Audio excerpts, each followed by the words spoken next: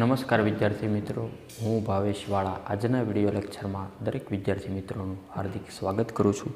વિષય biology, chapter number 13, ઉચ્ચ કક્ષાની વનસ્પતિઓમાં પ્રકાશ સંશ્લેષણ. તો વિદ્યાર્થી મિત્રો, લાસ્ટ લેક્ચરની અંદર આપણે અસક્રિય ફોટોફોસ્ફોરાયલેશન જોઈ ગયા. તો આજે વાત કરીશું અસક્રિય જોઈ ગયા ને, આજે જોઈશું સક્રિય ફોટો ફોસ્ફોરાયલેશન સમજાવવું. ઓકે સાહેબ, આવું શા માટે થાય? બે અસક્રિય તો સમજ્યા, એ હતું આકૃતિ ઉપરથી, તો આ પણ આકૃતિ ઉપરથી જ છે. શા માટે થાય? તો સૌપ્રથમ લખીએ એક લીટી. જ્યારે માત્ર pH1 ક્રિયાશીલ હોય છે ત્યારે ઇલેક્ટ્રોન ફોટોસિસ્ટમમાં જ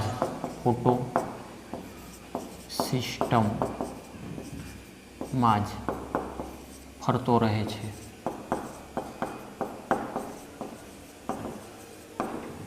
ઇલેક્ટ્રોનના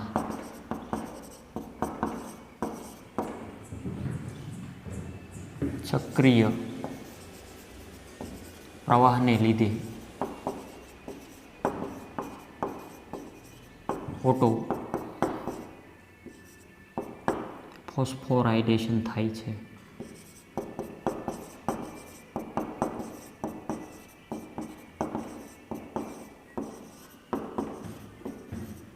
જેને સક્રિય ફોટોફોસ્ફોરાયલેશન કહે છે. વ્યાખ્યા સમજવા માટે આકૃતિ જોવી પડે. આકૃતિ જોવા માટે આગળનો લેક્ચર જોવો પડે. આગળનો લેક્ચર એ જોયો હોય તો ક્યાંય વાંધો નથી. આ રીતના હતું. આ શું છે? પ્રકાશ. શેનો પ્રકાશ? સૂર્યનો જ હોય. સૂર્ય શક્તિનો દાતા છે, આવી વાત આવી ગઈ. ત્યારબાદ યાદ કરો શું આવશે? કહો મને તમે. pH2 કે pH1 એટલે કે જે ક્લોરોફિલનો એકમ હોય, સંકુલ ક્લોરોફિલ, NCERT બુક્સ મુજબ P700. ત્યારબાદ એ પણ આપણને ખ્યાલ છે ઇલેક્ટ્રોન ગ્રાહક હોય.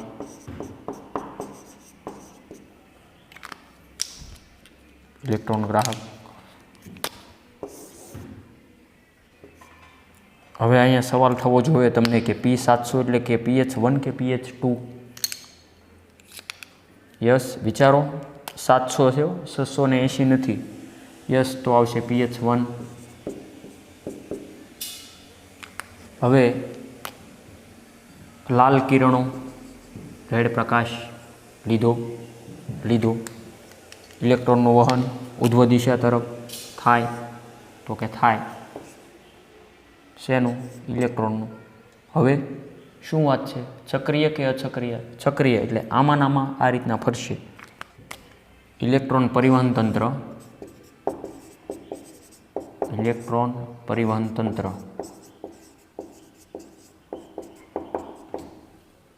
આપણે બ્લેકથી જ દર્શાવ્યું હતું આગળના લેક્ચરો મુજબ, સેમ ટુ સેમ. એ આપણે અહીંયા દર્શાવ્યું હતું. 2 લીધા હતા, એટલા માટે અહીંયા હું ફક્ત એક જ લઉં છું, pH1.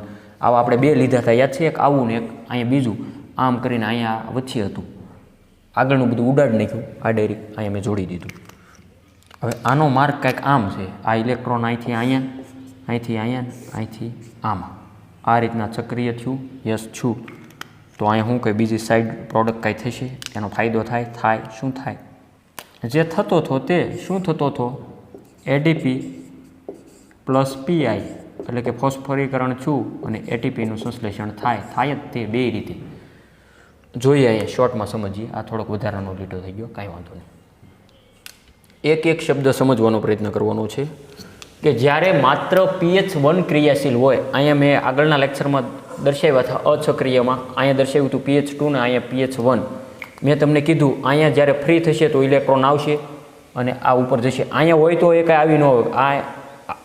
અહીંયા એટલે કે pH1ની અંદર ઇલેક્ટ્રોન ઉપર જાય તો જ અહીંયા આવે ને બીજો ભાઈ. એક સીટમાં તો એક જ બેસી શકે કે બે બેસી શકે? એક જ બેસી શકે. એટલે એક ઉપર જાય તો બીજું આવે. રેડી?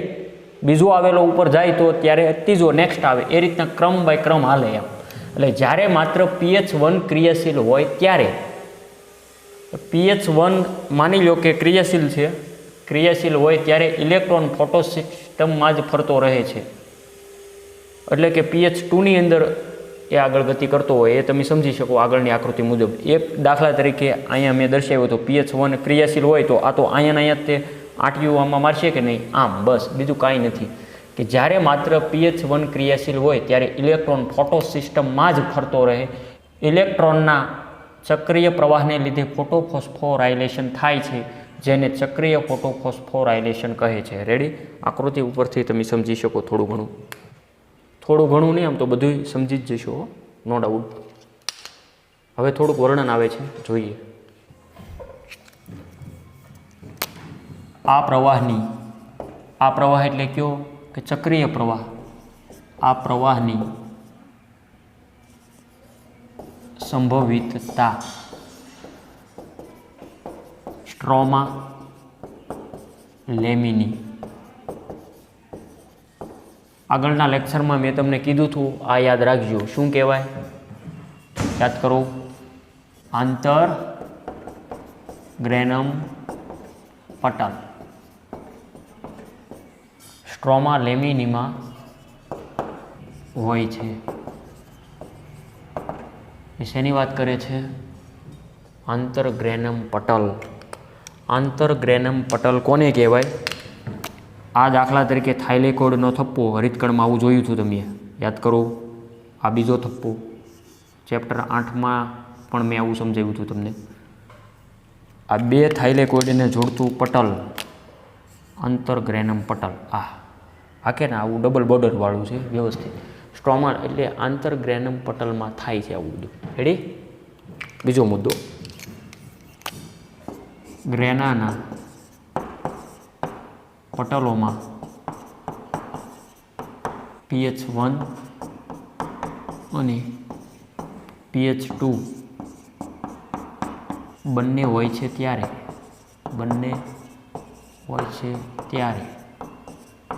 સ્ટ્રોમા લેમિની, અહીંથી લખીએ, સ્ટ્રોમા લેમિની એટલે કે આંતરગ્રેનમ પટલ. આંતરગ્રેનમ પટલ પટલોમાં pH2 તેમજ NADP રિડક્ટેજ એ જ પ્રત્યય આવે એ હંમેશા ઉત્સેચક હોય. ક્લિયર? NADP રિડક્ટેજ ઉત્સેચક હોતા નથી. લખી નાખીએ એટલું આપણે થોડુંક. તેથી ઉત્તેજિત ઇલેક્ટ્રોન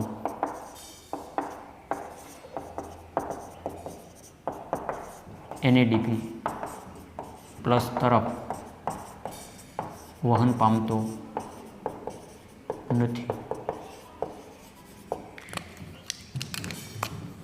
આમ સક્રિય પ્રવાહમાં માત્ર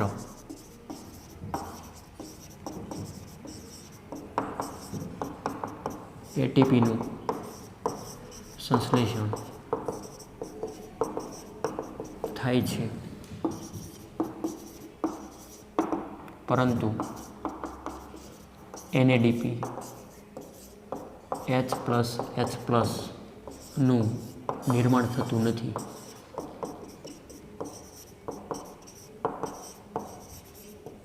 અને લાસ્ટ મુદ્દો, ચક્રીય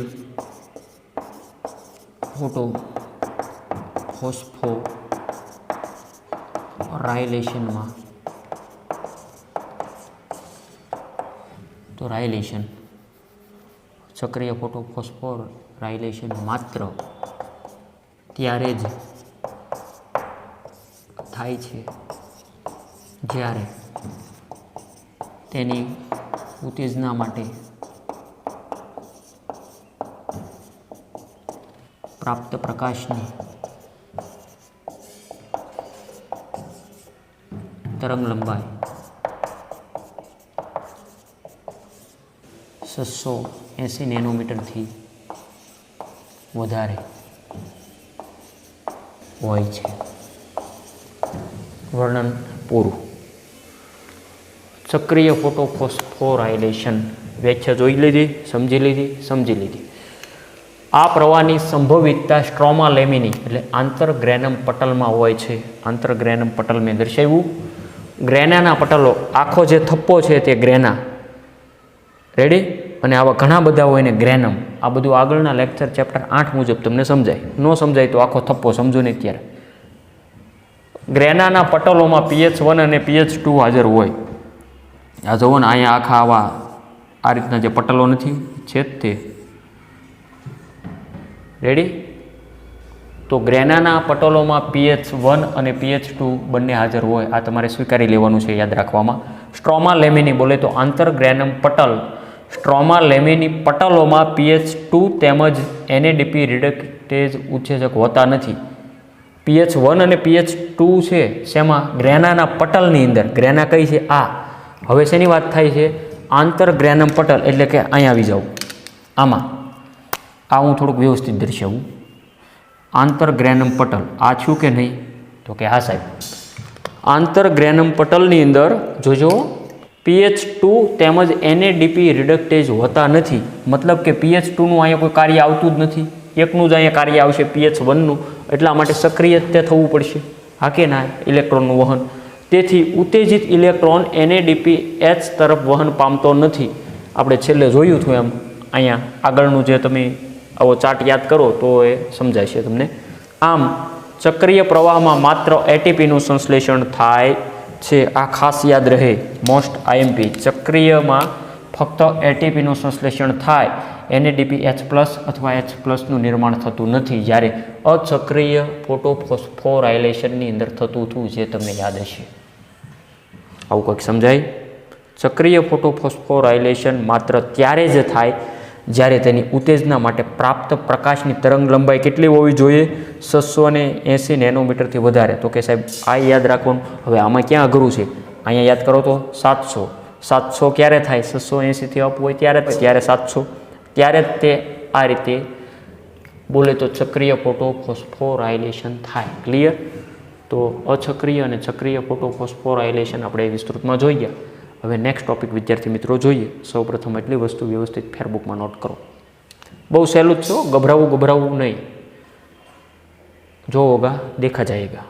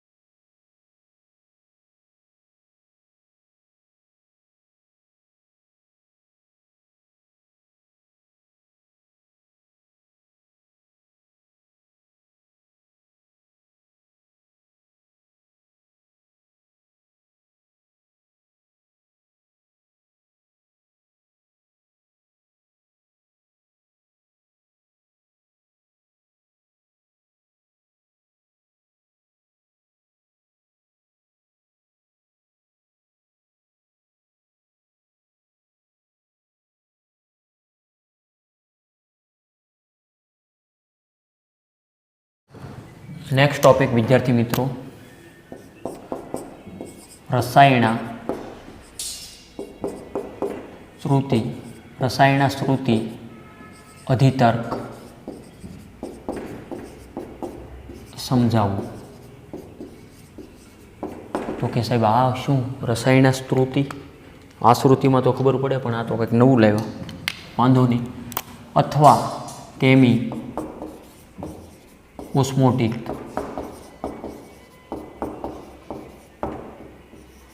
સિદ્ધાંત વર્ણવવું. તો આ બી એક જ સમજવું, રસાયણ શ્રુતિ અધિતર્ક સમજાવવો અથવા કેમી ઓસ્મોટિક સિદ્ધાંત વર્ણવવો. તો થોડુંક વર્ણન જોઈએ, ત્યારબાદ સ્લો મોશનમાં જોઈએ સ્ટેપ બાય સ્ટેપ. હરિતકણમાં એટીપી એડિનોસાઇન ટ્રાઇફોસ્ફેટ એટીપીના સંશ્લેષણની પ્રક્રિયાનું વર્ણન કરવા માટે રસાયણ શ્રુતિ અધિતર્ક રજૂ કરવામાં આવ્યો છે. હરિતકણમાં એટીપીના સંશ્લેષણની પ્રક્રિયાનું વર્ણન કરવા માટે રસાયણ શ્રુતિ એટલે કે અધિતર્કનું વર્ણન કરવામાં આવ્યું છે. હમણાં આપણે થાઇલેકોઇડ, ગ્રેના, ગ્રેનમ, આંતરગ્રેનમ પટલ દર્શાવ્યા હતા. એક થાઇલેકોઇડની આપણે ઝૂમ રચના પણ હમણાં દોરશું. થોડુંક વર્ણન મેં કીધું એમ લખી નાખી, એટલી વસ્તુ ક્લિયર. હરિતકણમાં એટીપીના સંશ્લેષણની પ્રક્રિયા કે કેવી રીતે એટીપીનું સંશ્લેષણ થાય તેનું વર્ણન કરવા માટે રસાયણ શ્રુતિ અધિતર્ક રજૂ કરવામાં આવ્યો છે. શ્વસનની જેમ પ્રકાશ સંશ્લેષણમાં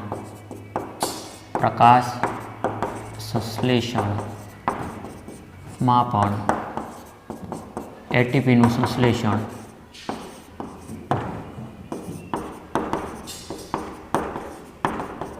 પટલની આરપાર પ્રોટોન ઢોળાંશ સાથે સંકળાયેલ છે.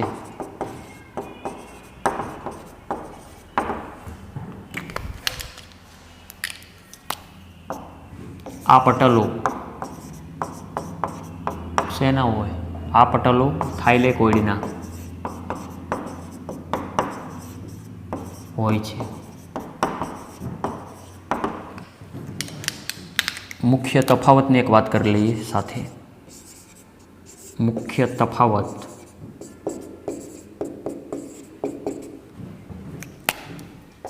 શ્વસન પ્રોટોન એટલે બોલે તો S+ કણાભ સૂત્રોના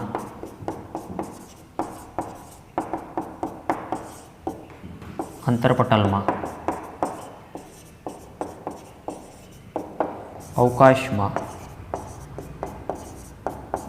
સંચિત થાય છે. સંચિત થાય એટલે સંગ્રહ થાય એમ. જ્યારે હરિતકણમાં પ્રોટોન થાઇલેકોઇડ પટલની અંદર અથવા તેના અવકાશમાં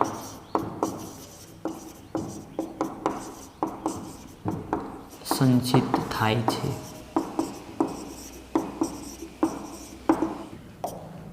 કણાભ સૂત્રમાં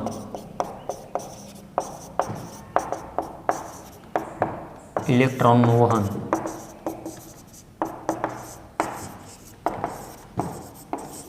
ETS દ્વારા થાય છે.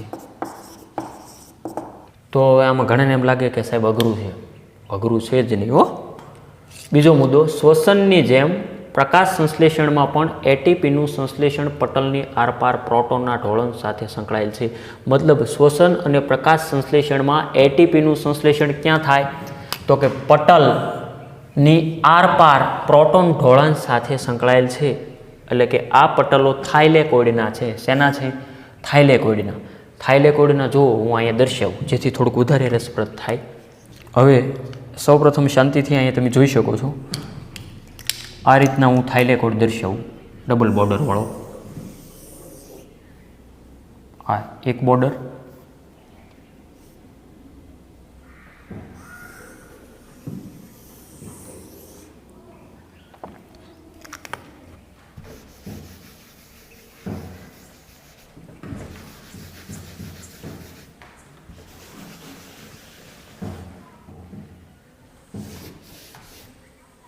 એટલું આવડે. રેડી?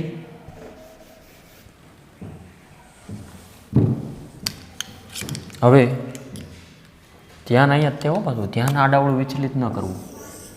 આ ગોળ દર્શાવ્યું, આ આવું કંઈક લંબચોરસ દર્શાવી દઈએ. એનસીઆરટી બુક્સમાં આકૃતિ રેડી આપેલી જ છે, આપણે સમયના અભાવે. અને અહીંયા નીચેની બાજુ આપણે થોડુંક હાઇલાઇટ દોરીએ.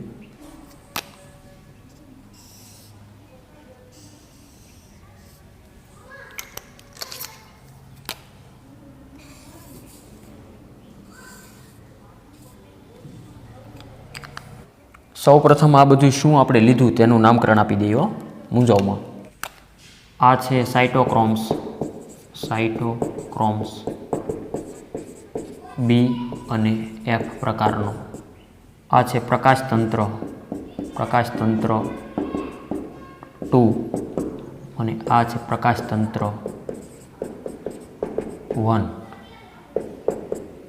અને આ જે આખી રચના જોઈ શકો છો, આ બે આ જે કાંઈ એના પટલો તે છે થાઇલેકોઇડના પટલો.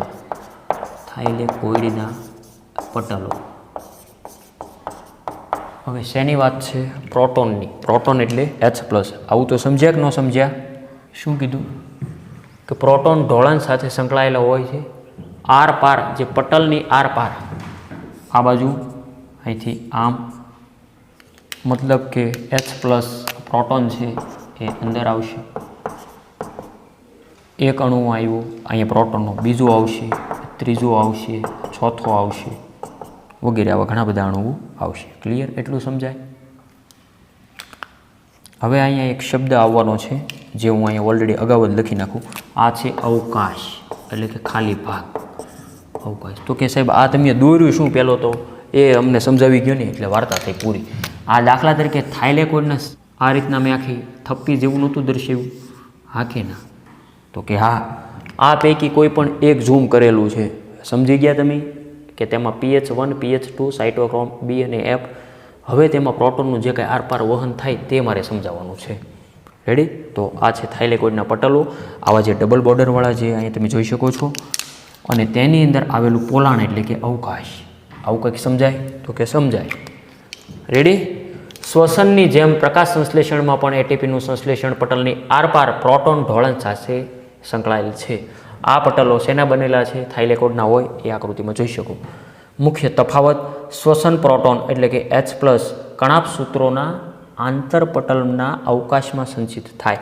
સંચિત એટલે કે સંગ્રહ થાય. ક્યાં સંગ્રહ થાય? શ્વસનમાં. શ્વસન પ્રોટોન કણાભસૂત્ર.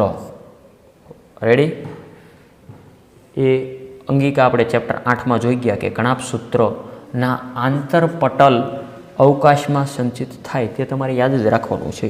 જ્યારે હરિતકણમાં, અહીંયા વાત શેની છે? વનસ્પતિમાં ઉચ્ચ કક્ષા. જ્યારે હરિતકણમાં પ્રોટોન થાઇલેકોઇડ પટલની આરપાર, થાઇલેકોઇડ પટલ કયું છે? આ આખું તેની આરપાર હોંપટો હોંપેટ અહીંથી આવશે ને અહીંથી હજી બારોય નીકળશે. આ ખાલી મેં થોડુંક જ હજી દર્શાવ્યું છે, બાકીના નામકરણ પણ બાકી જ છે.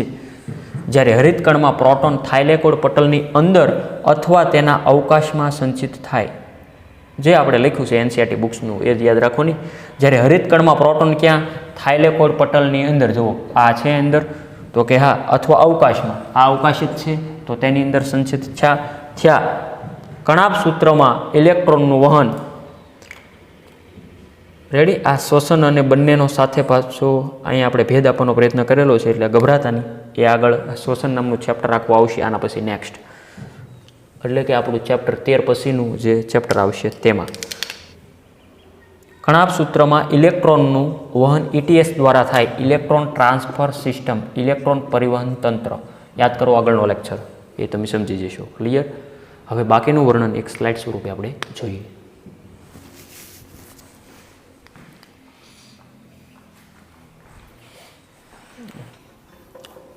પ્રોટોન ઢોળાંશનું સર્જન.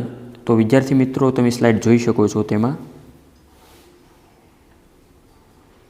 કે જ્યારે પટલની અંદરની તરફ પાણીના અણુનું વિભાજન થાય તેના કારણે ઉત્પન્ન થતા પ્રોટોન કે હાઇડ્રોજન આયન એટલે કે H+ થાઇલેકોઇડના અવકાશમાં સંચિત થાય. રેડી? કે પ્રોટોન ઢોળાંશનું સર્જન કેવી રીતે થાય? કે જ્યારે પટલની અંદરની તરફ પાણીના અણુનું વિભાજન થાય અને તેના કારણે ઉત્પન્ન થતા પ્રોટોન કે હાઇડ્રોજન આયન થાઇલેકોઇડમાં સંચિત થાય. રેડી? જેમ કે ઇલેક્ટ્રોન્સ ફોટો સિસ્ટમમાંથી પસાર થાય છે ત્યારે પ્રોટોન પટલની આરપાર સ્થળાંતરિત થઈ જાય છે. એવું એટલા માટે થાય છે કે ઇલેક્ટ્રોનનો પ્રાથમિક ગ્રાહક કે જે પટલની બહાર તરફ આવેલો છે તેના પોતાના ઇલેક્ટ્રોનને એક ઇલેક્ટ્રોન વાહક તરફ સ્થળાંતરિત કરતા નથી, પરંતુ હાઇડ્રોજન વાહક તરફ સ્થળાંતરિત કરે છે. એટલા માટે એ અંદર આવી જાય. આમ ઇલેક્ટ્રોન પ્રવાહના સમયે આ અણુ આધારક એટલે કે સ્ટ્રોમામાંથી એક પ્રોટીન લઈ લે છે. જ્યારે આ અણુ પોતાના ઇલેક્ટ્રોનને પટલની અંદર તરફ આવેલા ઇલેક્ટ્રોનના વાહકને આપી દે છે ત્યારે પટલની અંદર તરફ અથવા પટલના અવકાશમાં પ્રોટોન મુક્ત થાય. મતલબ કે કેવી રીતે થાય એ તમને સાયન્ટિફિક અહીં મેં મુદ્દા પડીને આપેલું છે. રેડી? એટલે ગભરાવમાં. ત્યારબાદ NADPનું રિડક્શન. NADPનું રિડક્શન તમને ખ્યાલ જ છે. રેડી? આગળ આપણે જે pH1 અને pH2માં પણ આવું કંઈક આવ્યું હતું સાઈડમાં. NADP રિડક્ટેજ ઉત્સેચક એ જ પ્રત્યે આવે એ હંમેશા ઉત્સેચક હોય. NADP રિડક્ટેજ ઉત્સેચક પટલની તરફ હોય. ક્યાં હોય છે? પટલની તરફ એટલે કે બહારની તરફ એટલે કે સ્ટ્રોમા તરફ. કે pH1ના ઇલેક્ટ્રોન ગ્રાહીમાંથી આવતા ઇલેક્ટ્રોન સાથે આ પ્રોટોન NADP+ ને NADP વગેરે. તો હવે આ સમજવા માટે જોઈએ બોર્ડવર્ક. તો તેમાં કંઈ અઘરું નથી, પણ આમ છે NADP અને NADPH. રેડી? બહારની તરફ શેની? તો કે પટલની વગેરે વગેરે. રેડી? હવે જોઈએ વર્ણન. તો વિદ્યાર્થી મિત્રો NADPનું રિડક્શન બીજી વાર આપણે રીડ કરીએ. NADP રિડક્ટેજ ઉત્સેચક પટલની તરફ હોય છે, જે તમે હમણાં જોયું. બહારની તરફ એટલે કે સ્ટ્રોમા તરફ હોય. pH1ના ઇલેક્ટ્રોન ગ્રાહીમાંથી આવતા ઇલેક્ટ્રોન સાથે સાથે આ પ્રોટોન NADP+ ને NADPH અને Hમાં રિડક્શન કરવા માટે આવશ્યક હોય. રિડક્શન થાય એટલે H+ છૂટો પડે, તમને પણ ખ્યાલ છે. આ પ્રોટોન સ્ટ્રોમામાંથી પણ દૂર થાય. વાતમાં સ્ટ્રોમા આવે. સ્ટ્રોમા એટલે શું? બહારની તરફ એટલે કે સ્ટ્રોમા તરફ. રેડી? એ ચેપ્ટર 8 મુજબ થોડુંક સમજાવવા માગે. હવે એક સમીકરણ આપેલું છે NADP+2+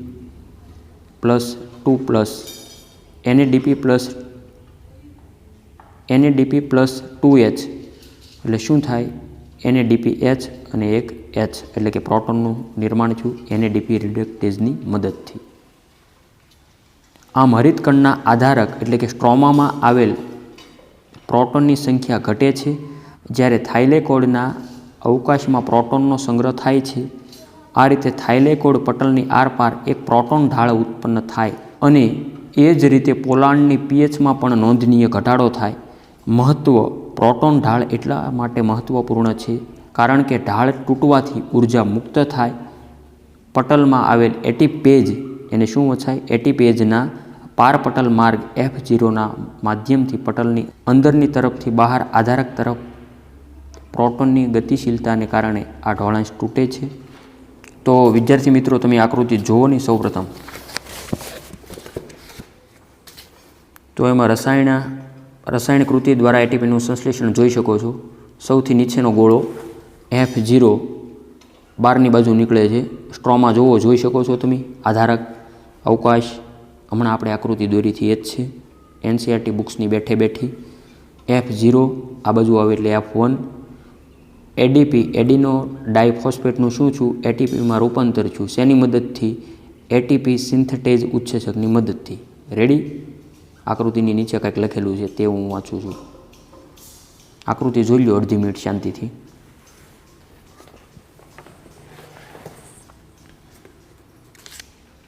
તો એ જ પ્રત્યે લાગે તે હંમેશા ઉત્સેચક હોય. તો હવે થોડુંક તેની વાત કરીએ.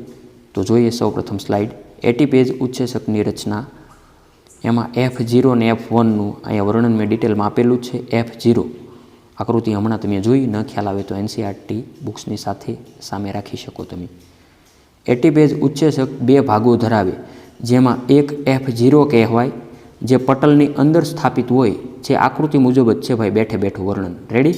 અને પારપટલ માર્ગની રચના કરે છે, જે પટલની આરપાર પ્રોટોનના બહારની તરફના પ્રસરણને અનુકૂળ બનાવે છે. અને F1 કે તેનો બીજો ભાગ F1 કહેવાય છે એટીપેજ ઉત્સેચકનો, તે થાઇલેકોઇડની બહારની સપાટી કે જે આધારક એટલે કે સ્ટ્રોમાની તરફ ઉપસેલ હોય છે. હવે વિદ્યાર્થી મિત્રો તમે આકૃતિ જોઈ શકો છો અને સાથે વર્ણન પણ જોઈ શકો છો. હવે મનોમન તમે રિવાઇઝ કરો એટલે આરામથી સમજી જશો શું કહેવા માગે છે એ. રેડી? તો જોઈએ હતી તે સ્લાઇડ. ચોક્કસપણે ઢોળાંશ તૂટવાની ક્રિયા પર્યાપ્ત ઉર્જા પૂરી પાડે છે. પ્રોટોન હતા એ અંદરથી હવે એને બહાર નીકળશે, એટલા માટે ઢોળાંશને ટૂંકમાં એને તોડવા પડે. એને ઢોળાંશ તૂટશે એટલે ઉર્જા ઉત્પન્ન થાય. એટલે ચોક્કસપણે ઢોળાંશ તૂટવાની ક્રિયા પર્યાપ્ત ઉર્જા પૂરી પાડે છે, જેના કારણે એટીપેજના F1માં સ્વરૂપીય પરિવર્તન આવે છે, જેથી ઉત્સેચકીય પ્રક્રિયા દ્વારા ઉર્જાથી પ્રચુર એટીપીના અણુઓનું સંશ્લેષણ થાય. આ રીતે એટીપીનું સંશ્લેષણ થાય. હવે છેલ્લી સ્લાઇડ. રસાયણાકૃતિ માટેના જરૂરી ઘટકો. એક પટલ, એક પ્રોટોન પંપ, એક ઢોળાંશ ઢાળ અને એટીપેજની આવશ્યકતા હોય આ બધું થવા માટે. બીજું, થાઇલેકોઇડના અવકાશમાં પ્રોટોનની ઊંચી સાંદ્રતાનું સર્જન કરવા માટે પટલની આરપાર પ્રોટોનને દબાણપૂર્વક મોકલવા માટે ઉર્જાનો ઉપયોગ થાય. ઉર્જા વગર તો અહીંયા કોઈ કાર્ય થવાનું જ નથી. સી નંબર, એટીપેજ એક ચેનલ કે નલિકામય માર્ગ બનાવે છે, જે પટલની આરપાર પ્રોટોનને પરવાનગી આપે છે, જે પણ તમે હમણાં રચનામાં જોયું. અને ડી, મુક્ત થયેલ પર્યાપ્ત ઉર્જા એટીપેજ ઉત્સેચકને સક્રિય કરી એટીપીનું નિર્માણનું ઉદ્દીપન કરે છે. એટીપીનું નિર્માણ થાય એમ. રસાયણાકૃતિની આવશ્યકતા. શા માટે આવી જરૂરિયાત થઈ? ઇલેક્ટ્રોનની ગતિશીલતાથી ઉત્પન્ન થયેલ NADPHની સાથે સાથે એટીપી પણ આધારક એટલે કે સ્ટ્રોમામાં થતી જૈવ સંશ્લેષણની પ્રક્રિયામાં તરત જ ઉપયોગમાં લેવાય છે, જે CO2ના સ્થાપન તેમજ શર્કરાના સંશ્લેષણ એટલે કે C3 પથ માટે જવાબદાર છે. બરાબર? C3 પથ એ શું કહેવાય એ આગળ આવશે પાછું ડિટેલમાં. એટલે CO2ના સ્થાપનમાં અને શર્કરાના સંશ્લેષણ માટે આવું બધું થવું જરૂરી છે રસાયણાકૃતિ. રેડી? તો વિદ્યાર્થી મિત્રો, એટીપી અને NADPH ક્યાં ઉપયોગમાં આવે છે તે આપણે નેક્સ્ટ વિડીયો લેક્ચરમાં ડિસ્કસ કરશું. તો આજનો વિડીયો લેક્ચર એટલે સુધી રાખીએ.